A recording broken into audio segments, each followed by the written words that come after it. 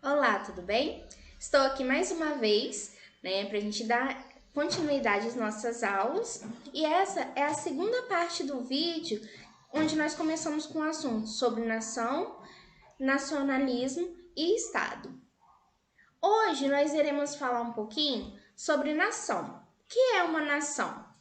A nação ela significa a união de um mesmo povo, com um sentimento de pertencimento e de união entre si, compartilhando, na maioria das vezes, cultura, práticas sociais, idiomas, entre outros. O que é importante a gente reforçar que nem toda nação ela possui território. Muitas se encontram dentro de outros estados. Como na aula passada eu falei do povo curdo, e aqui eu quero mostrar um pouquinho para vocês sobre o povo basco e o povo catalão. Se vocês observarem aqui no mapa da Espanha, nós temos dois territórios, duas regiões. O primeiro é o do País Basco, né? Eles se consideram um país, eles têm um nacionalismo, porém eles não têm um território confirmado, um território estabelecido, porque essa região onde eles ocupam faz parte do território espanhol. Então, o governo, a soberania, é do governo espanhol. E aqui ao lado nós temos também a Catalunha, que pertence, o seu território pertence ao povo espanhol, porém a nação de catalães, eles se denominam dessa forma e eles também lutam pela independência. Então, são exemplos de dois povos que querem a sua independência, porém o território onde eles ocupam pertencem a outro país. O povo basco e o povo catalão é apenas um exemplo de diversos outros que existem espalhados pelo mundo e que lutam pela sua independência. Já o nacionalismo, ele seria um sentimento de pertencer a um grupo, seja ele por vínculos raciais, linguísticos, históricos, e que reivindica o direito de formar uma nação autônoma. Aqui eu trouxe o exemplo de outros dois países, enquanto eles estavam no seu processo de formação territorial, que é o caso da Itália e da Alemanha. No caso desses países, o sentimento de nacionalismo, ele auxiliou na formação de um território, A Itália e a Alemanha, elas não tinham um território definido. Vários povos ocupavam essa região, eles tinham o sentimento de fazer parte de um mesmo grupo, porém eles eram divididos em províncias diferentes.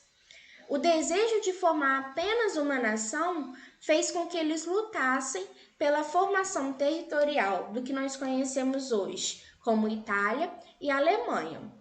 Porém, o nacionalismo, ele nos traz também um certo cuidado. No caso da Itália e da Alemanha, esse sentimento de nacionalismo ele foi tão forte, tão intenso, que deu origem a outros dois movimentos. No caso da Itália, o fascismo, e no caso da Alemanha, o nazismo. Esse sentimento de nacionalismo levou a essa população a acreditar que o seu país, o seu povo, a sua raça era superior a outros povos. E, consequentemente, eles tinham um certo direito de conquistar e dominar outras regiões, e até mesmo de extinguir determinados povos que eles consideravam inferiores.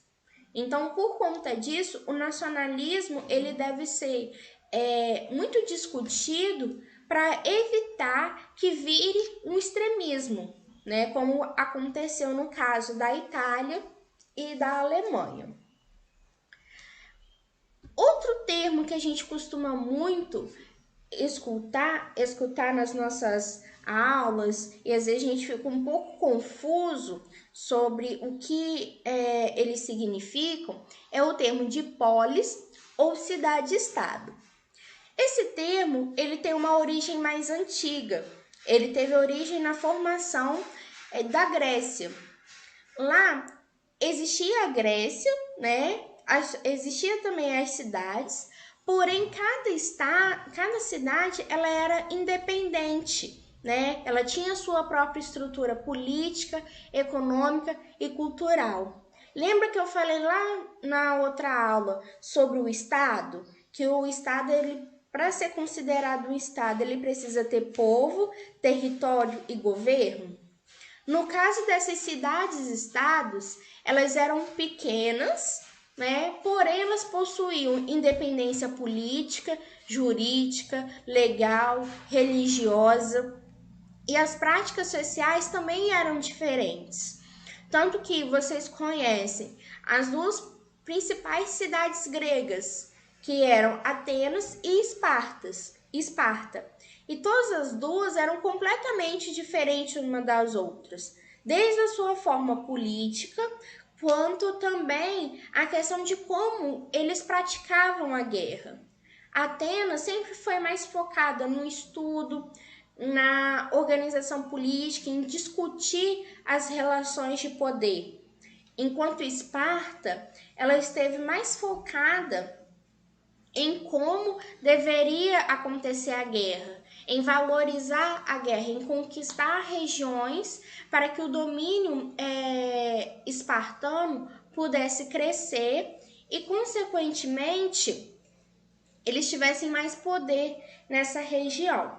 Então, polis ou cidade-estado é a mesma coisa, tá bom? E ela é diferente dos modelos de estado que nós conhecemos hoje, justamente por isso, porque elas possuem a sua independência, né, política, jurídica, econômica, né, mas elas fazem parte de uma mesma região, que no caso, né, das cidades-estados aqui, nós temos a Grécia, né, o que nós hoje chamamos de país, Grécia, né? Mas existiam as cidades-estados e cada estado ela tinha a sua independência.